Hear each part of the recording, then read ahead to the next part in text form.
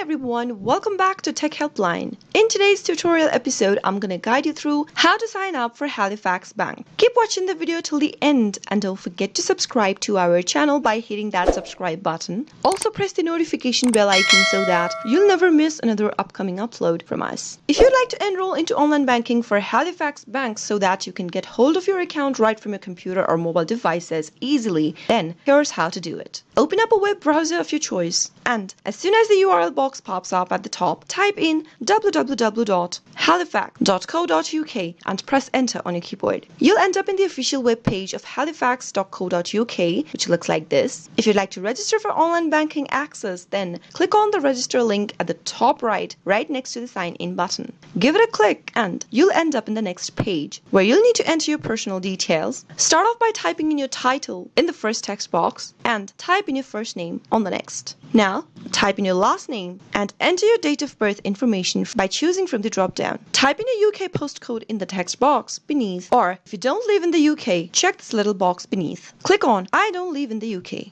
Right where you can see your account tab, select your account type from the drop-down, whether you are trying to enroll for savings account, credit card, loans, mortgage, or share dealing. Choose any one option of your choice. And now, type in the short code number that has been provided to you by your bank. Soon after you enter the information, type in your account number on the last text box. And finally, click the continue button at the bottom right. On the next page, you'll need to go through a security check just to make sure that it is you who's trying to register into online banking account for Halifax. Simply follow the on-screen prompts and you'll be able to sign up for a Halifax online banking account right away with these few simple steps. I hope the tutorial was helpful to you. If it was, go ahead and give us a thumbs up. I'll soon be back with more videos like this. Thank you for watching.